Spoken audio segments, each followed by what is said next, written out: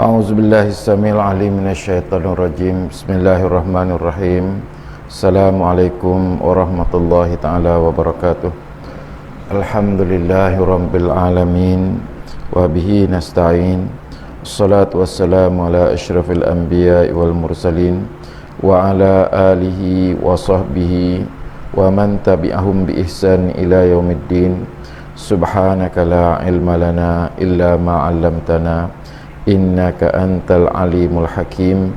Rabbi shrah li sadri wa yassir li amri wahlul 'uqdatam min lisani yafqahu qawli. Rabbi zidna ilman nafi'an warzuqna fahman shadiqan wa amalan maqbula. Allahumma yassir wa la tu'assir. Rabbi tambil khair. Alhamdulillah, summa alhamdulillah. Sekali lagi malam ni kita sama-sama panjatkan rasa kesyukuran kita kepada Allah Subhanahu wa taala kerana masih lagi diberi kesempatan oleh Allah Subhanahu wa taala untuk hidup, dan alhamdulillah bukan setakat kita hidup sebagaimana hidup makhluk-makhluk lain, tapi hidup kita sebagai hamba Allah Subhanahu wa taala dapat datang ke rumah Allah Subhanahu wa taala, dapat beribadah solat maghrib berjemaah, dapat solat ba'diyah maghrib, dapat lagi duduk seketika, wakafkan umur kita yang entah bila-bila masa lagi ditarik oleh Allah Subhanahu taala ini. Kita tak tahu ending kita di mana dan bila. Dan mudah-mudahan apa yang kita sedang usahakan ini, yang sedang kita lalui ini, mendapat rahmat daripada Allah Subhanahu taala. Terutamanya kita ni sudah, orang kata, menuju Ramadan, dekat dah dengan Ramadan, dan doa yang kita selalu dengar dan kita mungkin panjatkan, Allahumma barik lana fi Rajab wa Sya'ban wa ballighna Ramadan. Ya Allah, tolonglah berkati umur kami di bulan Rajab dan di bulan Sya'ban, dan panjangkanlah umur kami sehingga kami dapat menemui Ramadan dan dapat pula kami beribadah di bulan Ramadan itu dengan sebaik-baik ibadah. Jadi tuan-tuan, Rejab dah habis, berlalu dah Rejab, sekarang timbul Sya'ban, dan insya-Allah mudah-mudahan dipanjangkan umur kita sampai Ramadan. Cuma malam ni tuan-tuan, minta maaf kita tak bicara hal solat secara langsung, tapi nak cakap hal berkaitan dengan Sya'ban ni pula. Kerana keistimewaan, ada keistimewaan. Saya selalu menyebut tuan-tuan, kalau zaman dahulu orang-orang tua kita, tutup guru zaman dahulu, dia jadikan setiap bulan tu ada program, ada benda yang dibicarakan supaya tidak hilang. Kalau tiba bulan Muharram, orang buat bubur Ashura dan bercakap tentang ni, program-program ini nak menghidupkan masyarakat dengan hidup beragama supaya orang tertarik. Ada cerita tentang agama kita. Ini asyik cerita tengok dalam TV, yang tak ada cerita tentang agama. Jadi kerana zaman dahulu ini tak ada medium ataupun tak ada cara yang boleh, orang kata, menarik orang, jadi buat program di bulan Muharram, bubur Ashura. Padahal benda ni tidak berlaku di zaman Nabi sallallahu alaihi wasallam, tak berlaku di zaman sahabat, mungkin tidak berlaku pun di zaman tabi'in.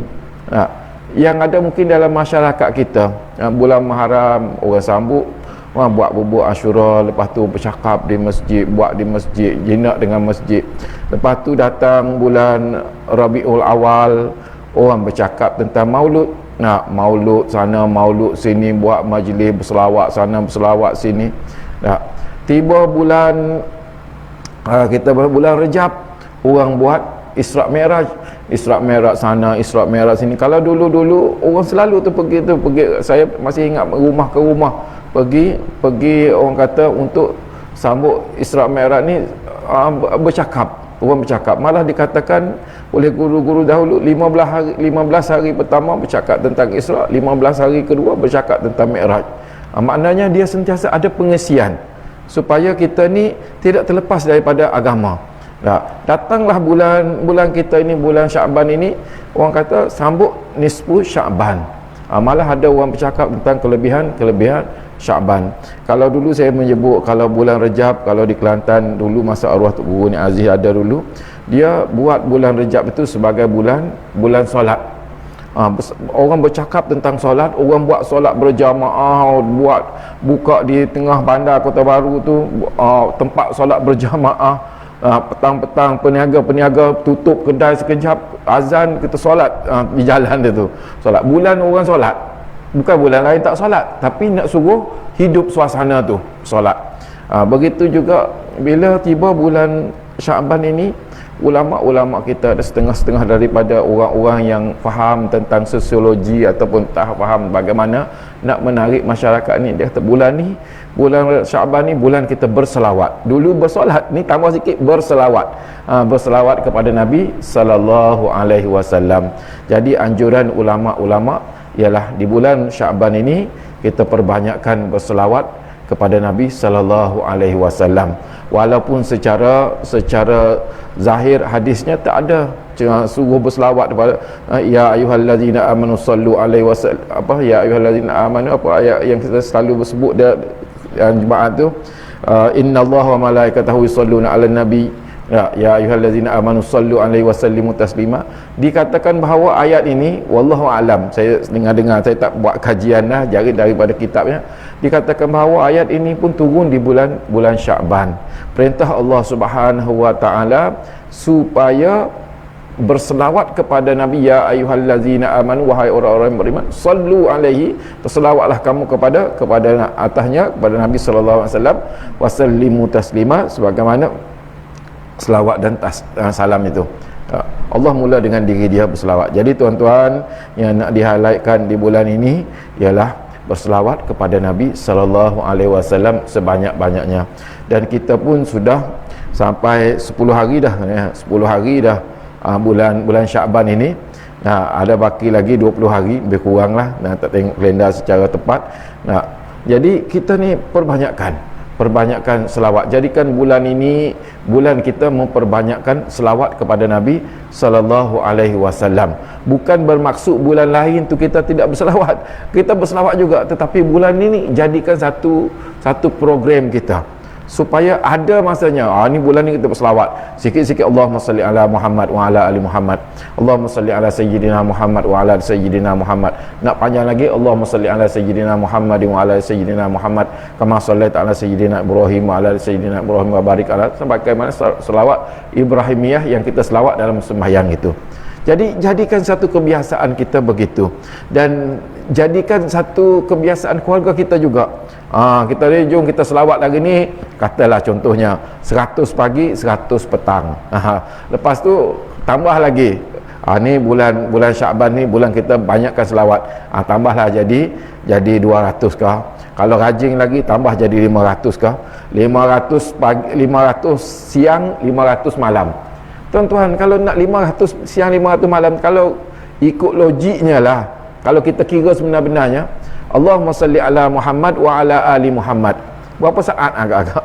Kalau dalam seminit itu kita boleh selawat 10 kali dalam seminit, 10 kali dah, ataupun lebih daripada 10 kali dah. Allahumma salli ala Muhammad wa ala ali Muhammad, Allahumma salli ala Muhammad wa ala ali Muhammad, ataupun Allahumma salli ala Muhammad Allahumma salli wa sallim ala sayyidina Muhammad wa ala ali sayyidina Muhammad. Kita berselawat kalau boleh 20 kali, maknanya seminit boleh 20 kali. Kalau 5 minit boleh 100 kali. Itu paling 5 minit tu banyak dah tu, 100 kali. Kalau setengah jam kita dah dapat berapa? Itu kalau kita kira-kira. Tetapi syaitan itu sentiasa jadikan kita terlepas daripada berselawat ini. Kita asyik main telefon, sapu telefon setengah jam, sekejap saja. Tengok cerita yang kita suka, kadang-kadang setengah jam, sekejap saja. Tengok YouTube sekejap saja. Tapi kalau berselawat, pegang tasbih, selawat Allah, baru nak subhanallah tertidurlah. Padahal nak subhanallah 33 kali sebelum tidur, baru subhanallah cukup 5 kali dah tidur dah tak habis. Itu memang, percayalah, itulah kerja syaitan kepada kita. Jadi mudah-mudahan tuan-tuan kita jadikan Kita buat kira, dan benda ni kita kena buat kira-kira. Kita tak boleh kalau rajin, kalau ingat aku berselawat, kalau tidak tak adalah. Kita kena paksa diri, kena tulis ke di bulan Syaban ini 500 siang 500 malam berselawat kepada Nabi. Selawat paling pendek, Allahumma salli ala Muhammad wa ala ali Muhammad. Allahumma salli ala Muhammad wa ala ali Muhammad. 100 pagi pukul sebelum matahari terbit ke 100 kali, selepas tu 100 kali, 500 ya. 500 mungkin 5 minit 10 kali 5 minit. Jadi itu tuan-tuan. Dan yang kedua, nak highlight juga kan, nak cerita juga pada malam ini tentang betapa bulan ini, bulan Syaban ini juga mempunyai keistimewaannya yang tersendiri. Kalau di bulan Rejab dahulu ada peristiwa Isra dan Mi'raj, jadi ada istimewanya. Nabi kita sallallahu alaihi wasallam dibawa untuk berjumpa menerima solat dengan berlakunya peristiwa Isra dan Mi'raj. Di malam di bulan Syaban juga ada keistimewaannya, iaitu berlakunya nisfu Syaban. Nisfu Syaban, separuh daripada Syaban. Namun begitu tuan-tuan, pertamanya kita nak tengok di bulan Syaban ini berlaku beberapa perkara yang boleh menjadikan kita, orang kata, lihatnya sebagai satu yang istimewa. Antara perkara yang berlaku pada bulan Syaban ini di zaman Nabi kita sallallahu alaihi wasallam ialah peristiwa bulan terbelah. Nabi membelah bulan. Ini berlaku di bulan Syaban. Kita tahu kan salah satu daripada mukjizat Nabi kita sallallahu alaihi wasallam ialah baginda membelah bulan. Kalau tak silap saya dengar satu kuliah daripada Allahyarham Haruddin, Profesor Dr. Haruddin, yang tahu ulama yang kita dulu dah meninggal. Dia cerita antara perkara yang saya duk ingat-ingat bagaimana Nabi kita sallallahu alaihi wasallam telah dicabar oleh orang-orang kafir Quraisy pada masa tersebut supaya menunjukkan keistimewaan belah bulan, supaya belah bulan itu. Dan dikatakan, kata mereka, kalau kau boleh buat benda ni, kami semua akan beriman kepadamu. Itu katanya. Dia kata kepada Nabi sallallahu alaihi wasallam, kalau kamu boleh buat benda ni, kami akan beriman kepadamu. Lalu Nabi sallallahu alaihi wasallam pun dengan izin Allah Subhanahu wa taala berlakulah peristiwa membelah bulan itu. Nabi belah bulan dan benda ni katanya, wallahu alam, katanya ahli-ahli sains, orang yang pergi ke angkasa, ada yang kata wallahu alam ni, saya tidak pasti tepatnya, ada yang mengatakan yang pernah pergi, yang dia kata memang betul bulan itu ada jajal macam terbelah. Allah saja yang tahu, saya tidak pasti. Nak katanya, nak ceritanya peristiwa itu benar-benar berlaku, yang dikatakan berlaku kepada Nabi kita sallallahu alaihi wasallam. Nabi membelah bulan tersebut, dan dikatakan pada waktu tersebut Nabi belah, dan bulan itu terbelah, dan bulan itu datang dan mengecil masuk dalam sarung jubah Nabi itu, dan keluar dan besar pergi ke tempatnya. Dan ketika tersebut, kata silapnya Abu Jahal ke siapa ke nama pemimpin Quraisy, kan aku dah kata memang Muhammad ni ahli sihir. Tengok dia telah menjadikan bulan tu terbelah dan datang sini. Kan aku dah kata dari dulu lagi Muhammad ni sihir. Begitu pula tadi sebelum belah bulan, kalau kau boleh belah bulan, kami percaya kepada kamu. Dan dah boleh belah bulan, kan aku dah kata kau percaya semua ni. Kan aku kata Muhammad ni sihir, tengok dia telah sihir tu. Begitu pula. Ini kalau Allah Subhanahu wa taala dah tutup pintu hati ke orang itu, maka begitulah sikapnya. Sebab tu kita doa, ya Allah, ya muqallibal qulub, sabbit qalbi. Ya Allah, tetapkanlah hatiku beriman kepadamu, mentaati perintahmu. Jangan sampai kita taat durhaka kepada Allah Subhanahu wa taala hujung-hujungnya. Itu peristiwa juga berlaku pada bulan Syaban kepada Nabi kita sallallahu alaihi wasallam. Yang kedua, peristiwa juga berlaku di bulan Syaban ialah peristiwa perubahan arah kiblat. Dulu semasa zaman Nabi sallallahu alaihi wasallam menerima ibadah solat ini, menghadapnya arah Baitul Maqdis. Pada peringkat pertamanya menghadap ke arah Baitul Maqdis, iaitu itulah Baitul Maqdis, arah Baitul Maqdis tu. Tetapi rahmat Nabi sallallahu alaihi wasallam, qad nara taqallub wajhika fis sama. Nabi tengok ke atas ni, minta supaya ubah kiblat. Tak, daripada menghadap ke sana kepada menghadap ke arah Kaabah. Tapi tadi tak sebut tapi lalu Allah Subhanahu Wa Taala sebut dalam Al-Quran itu di bulan Syaban ini jugalah peristiwa ini berlaku. Allah telah pindahkan arah kiblat itu daripada Masjidil Aqsa kepada Masjidil Haram. Ini peristiwa ini berlaku juga di bulan Syaban. Itu arah kiblat. Ini keistimewaan Nabi kita sallallahu alaihi wasallam lah atas kehendak baginda sallallahu alaihi wasallam sendiri. Begitu juga yang ketiga, antara keistimewaan bulan Syaban ini ialah apa yang disebut dalam hadis-hadis Nabi sallallahu alaihi wasallam yang saya akan baca sikit terjemahannya. Saya tak baca secara terperinci, kita masa pun ada setengah jam lebih sikit saja. Saya baca beberapa hadis Nabi sallallahu alaihi wasallam tentang kelebihannya Syaban ini. Kita ambil yang penting. Insya-Allah 5 hari lagi kita akan sambut ni 10. Tapi yang pentingnya di bulan ini kita kena perbanyakkan amal ibadah kepada Allah Subhanahu Wa Taala. Amal apa yang boleh kita buat di sepanjang bulan Syaban ini? Nabi kita sallallahu alaihi wasallam digambarkan di bulan ini, Aisyah radhiyallahu anha dalam satu hadis menyebut bahawa Nabi ini sering berpuasa di bulan Syaban. Dan dari segi logik kitanya tuan-tuan, logik kita kerana kita nak Ramadan akan puasa penuh 30 hari tanpa skip. Bagi yang tidak uzur ni tanpa skip lah, maknanya kita mesti berpuasa daripada hari pertama sampai kepada hari hujung 30. Itu wajib kita berpuasa. Tak boleh kita kata hari ni letih lah, excuse lah, tak ada. Cuba sedaya upaya untuk penuh.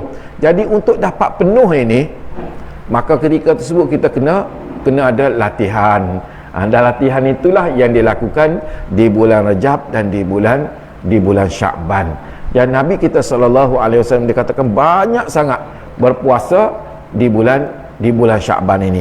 Dan pada kita dia sebagai satu latihan, sebagai satu orang kata proses lah untuk menghadapi Ramadan. Kita boleh bayangkan kalau ada tu stadium dekat tu, kalau kita kena lari 5,000 meter tu 10 berapa pusingan, kata 12 pusingan, tak wajib 12 pusingan. Kalau kita hari ni nak pergi lari 5,000 meter tu tak dapat, baru pusing yang ketiga lembik sudah.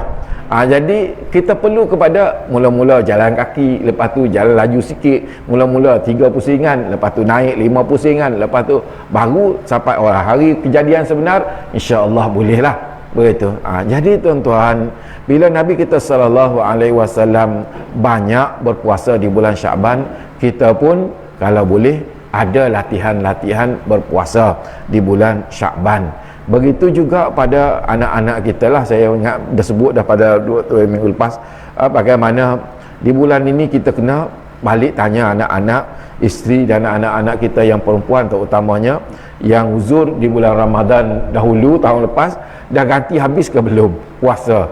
Kita kena tanya ni, jangan terlepas hujung-hujung baru aku ada 3 hari lagi tak cukup ni, jangan begitu. Jadi kita ni yang datang ke masjid kena bertanya, dah habis qada kau puasa, dah habis dah ganti tu? Jangan kita biarkan dia begitu saja. Kerana apa? Sifat manusia tu yang pertama lupa. Kalau lupa ni suka tangguh-tangguh. Tangguh nanti sempat lagi ni. Dan saya selalu mengalami benda-benda begini tuan-tuan. Kalau di sekolah kadang-kadang dulu ingat aku dah ada berapa hari, aku 3 hari lagi ni belum ni. 3 hari belum lagi, tiba-tiba baru nak ganti, datang pula period yang baru, dah tak sempat dah. Jadi tuan-tuan, kita kena sebut benda-benda begini kepada isteri dan anak-anak kita ataupun kawan-kawan kita lah, mana-mana yang belum qada lagi di bulan Syaban ini, kita usaha settlekan benda ini. Kalau tidak, dia jadi hutang kita dengan Allah Subhanahu Wa Taala yang wajib dibayar. Oleh sebab itu kita kena beringat benda-benda begini. Jadi tuan-tuan, balik kita kepada amalan yang disebut oleh Nabi sallallahu alaihi wasallam, iaitu perbanyakkan puasa. Nabi banyak berpuasa. Dari Aisyah radhiyallahu anha bahawa Nabi sallallahu alaihi wasallam telah bersabda,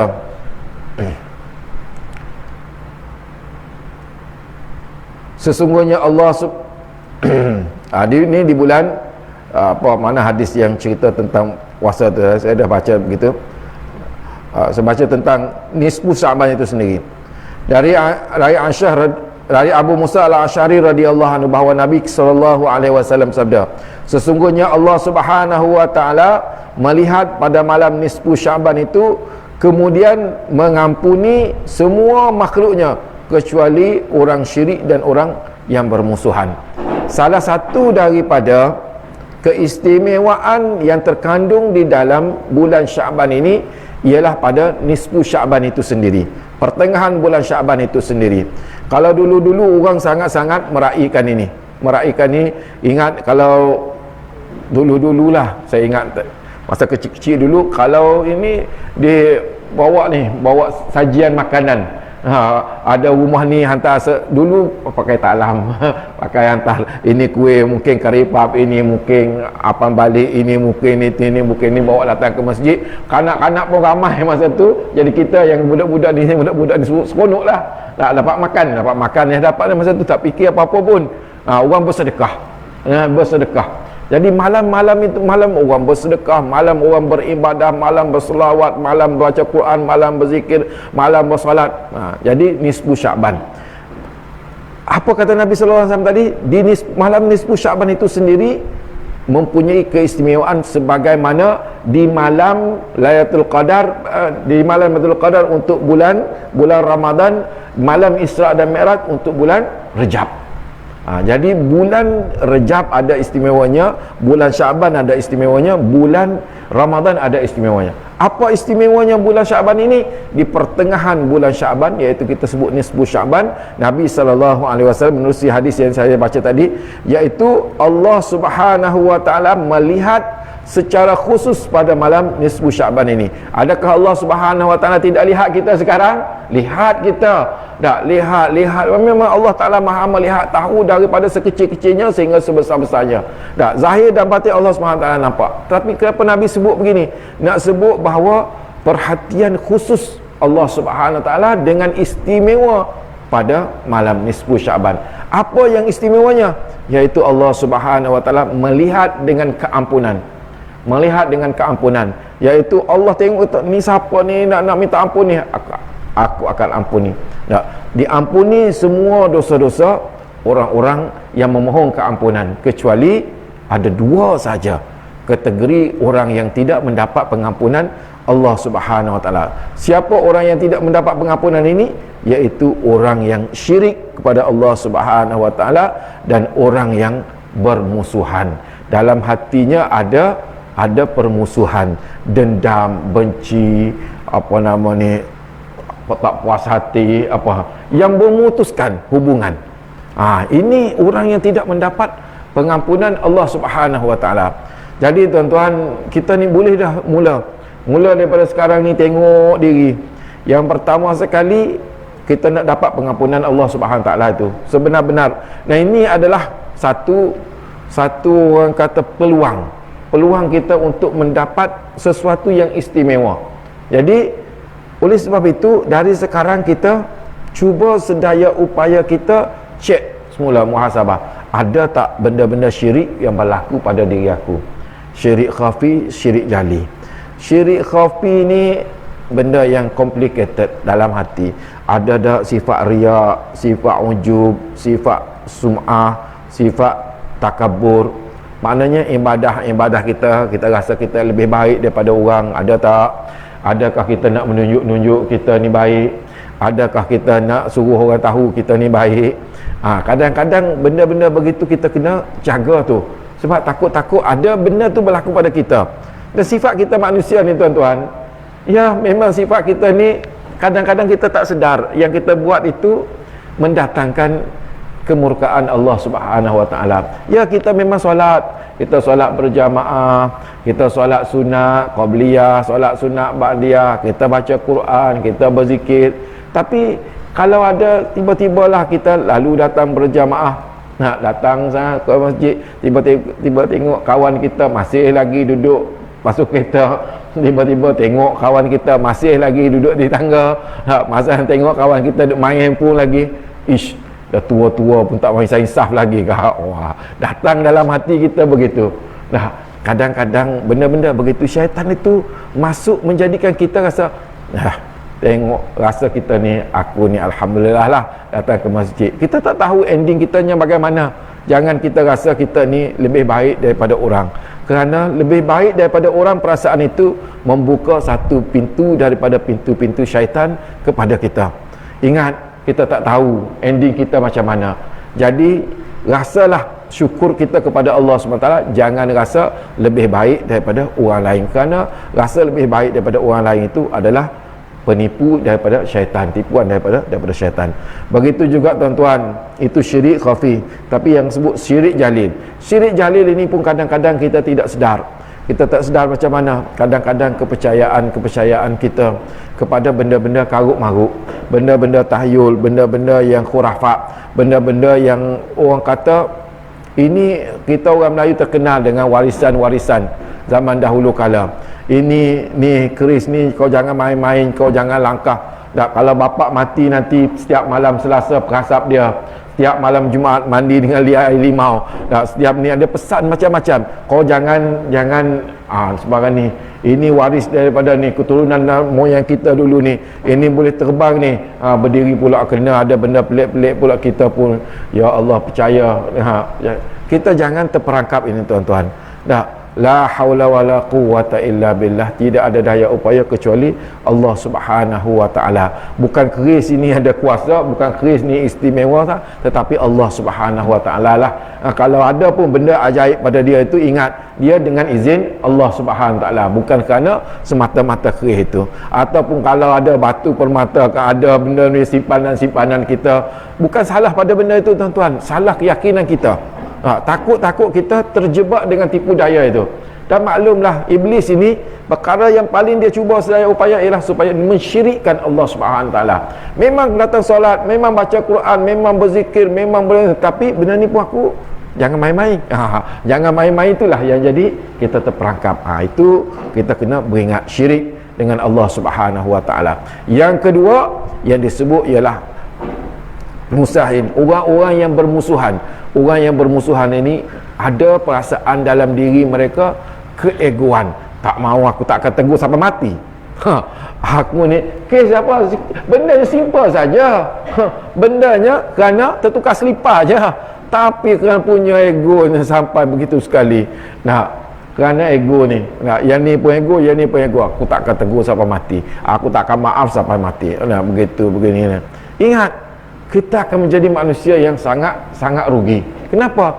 Kerana Allah Subhanahu wa taala mengampuni dosa orang-orang yang memohon pengampunan, kecuali orang yang syirik dengan orang yang begini, orang yang memutuskan silaturahim, orang yang bergaduh, orang yang bermasa muka, orang yang berdendam dengan sesama Islam. Kita ingat, ada ulama membuat perbandingan tuan-tuan. Dia kata di musim hujan, di musim orang kata orang menanam sawah padi lah, sini Pak tak ada sawah padi, contoh ada tanaman lah. Orang menanam hijau, datang hujan, ya Allah menyuburkan. Kecuali tanah orang ni saya tak kena hujan. Tak kena hujan, yang lain semua kena hujan. Bayangkan, Allah, ini bukan masalah hujan pilih kasih. Ini masalah kau sial dia ni. Kenapa kau sial? Sial kerana apa? Kerana perbuatan kita. Kerana perbuatan kita yang menyebabkan Allah Ta'ala tidak beri rahmat ini.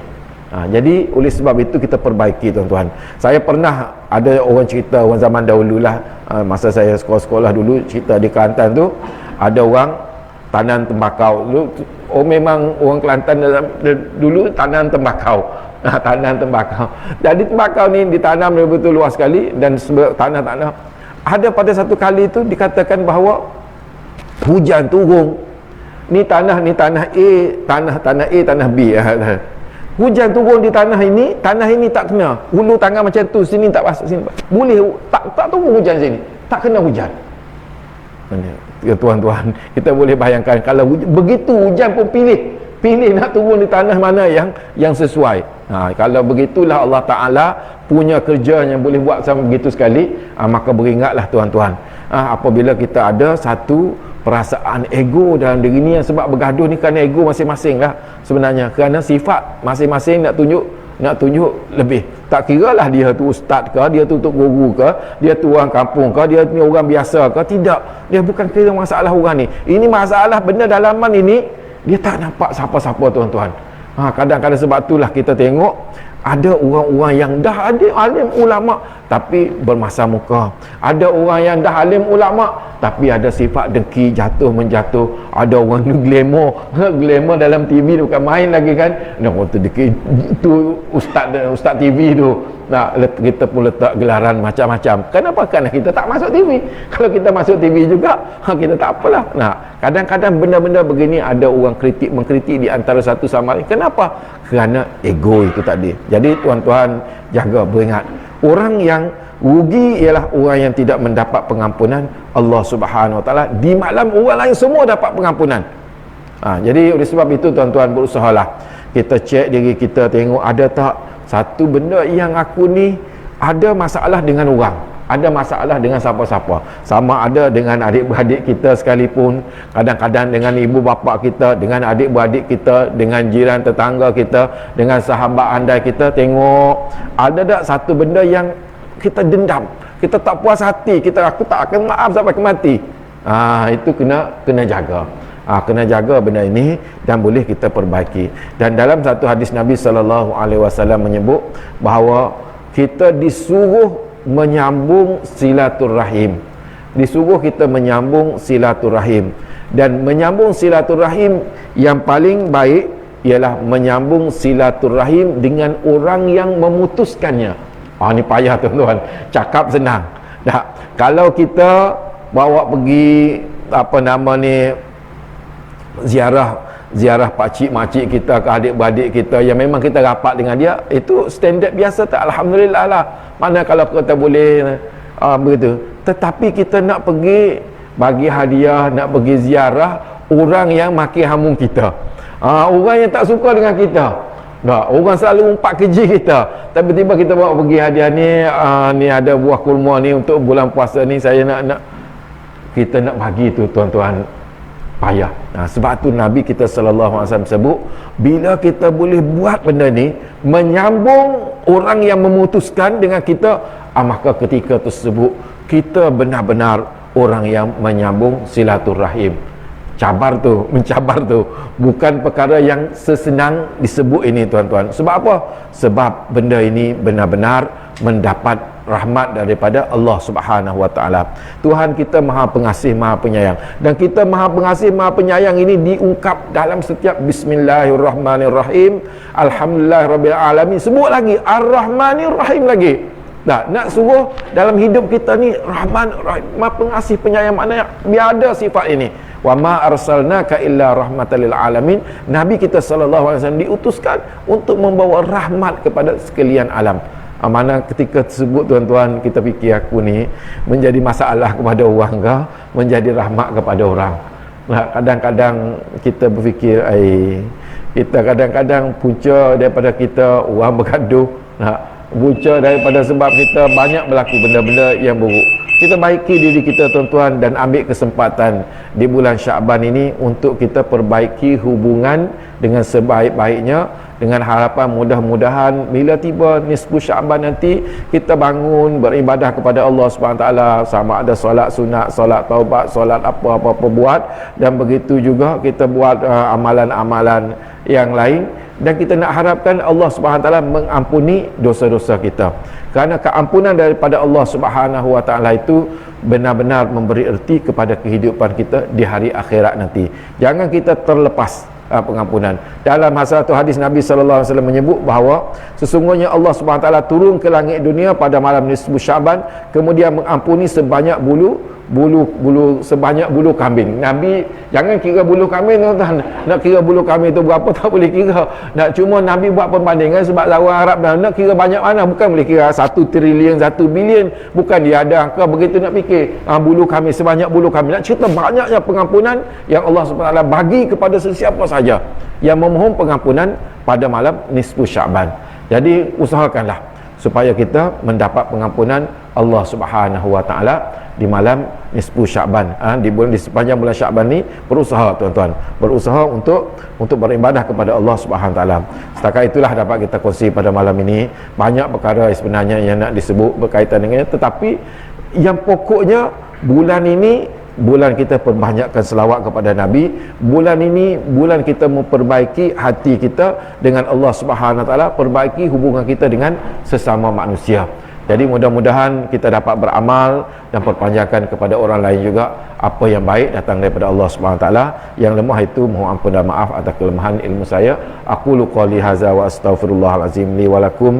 Wassalamualaikum warahmatullahi taala wabarakatuh. A'udzubillahi samil alim minasyaitonir rajim. Bismillahirrahmanirrahim. Allahumma arinal haqqa haqqan warzuqna ittiba'ah wa arinal batila batila warzuqna ijtinabah. Wa sallallahu ala sayyidina Muhammadin wa ala alihi wa sahbihi ajma'in. Alhamdulillahirabbil alamin. Astaghfirullahalazim. Subhanallah bihamdihi subhanallah. Wa asyhadu an la ilaha illa anta astaghfiruka wa atubu ilaik.